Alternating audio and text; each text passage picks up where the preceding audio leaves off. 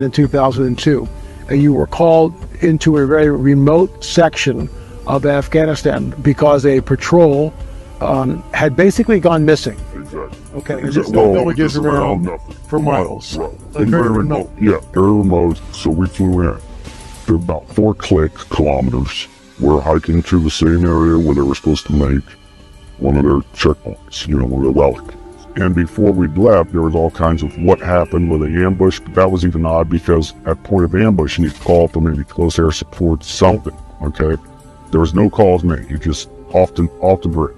So we're coming down a mountainside. And it was a nice path, built path. As we bent around this corner, you could see this opening of the cave. There's a cave as we're coming around. And then I see there's a lot of rocks, which is another oddity, and then bone matter. I'm not close enough to identify what kind of bones, but I did see something I knew was a piece of our communications equipment. So instantly, we're thinking ambush, maybe animal, could be anything. And there was enough room in front of this cave, but it had a sheer drop-off. But there was enough room that we actually got into a decent dispersal in case of ambush. You see something coming out of the cave, and it's moving with a speed and agility that catches you off guard. Everybody. And he comes out.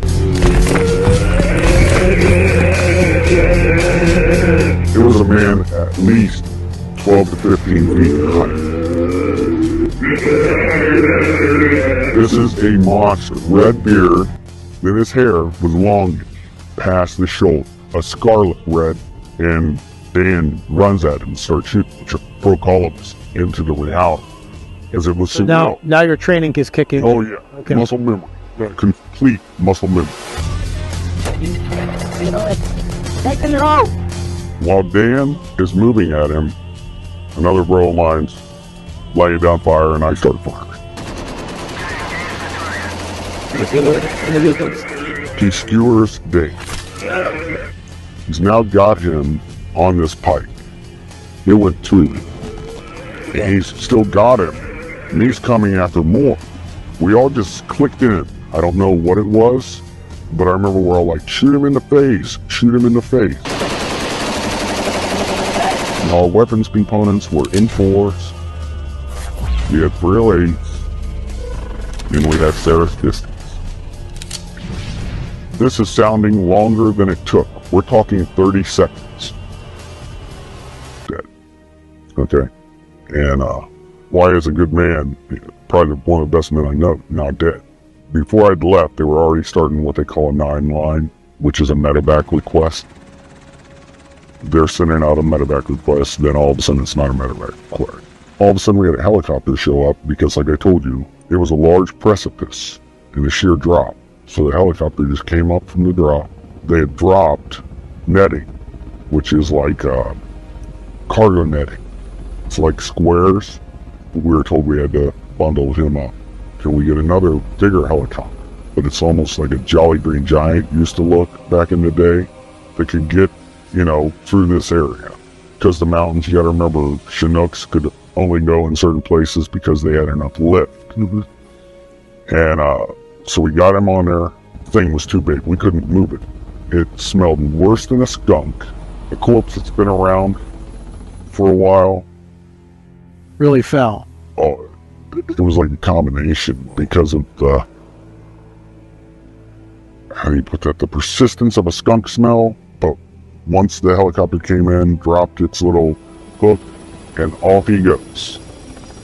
The communication was sent out that we had a very large possible human creature. There you are in the hills of Afghanistan. How many troop members are you with? We had 6 on my crew. When we say hills of Afghanistan, for us, we did not fly into the wilderness. We actually flew into a base. I guess this thing was transloaded out of the mountains by a CH-47. What I could see that it did have its 6 fingers. I remember taking my foot up and placing it up next to its foot, and it was extremely large. We estimated at about 12 feet, give or take. What I can tell you is the weight of the thing. Basically, it was approximately 1,500 pounds what was getting on the aircraft. Now, if you take away the pallet weight and all the rigging that we had to mold this thing down, we figured as around 1,100 pounds.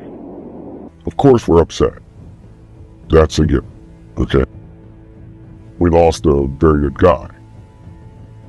But add to that, you're discussing something that even in our after action report, they're saying rewrite it.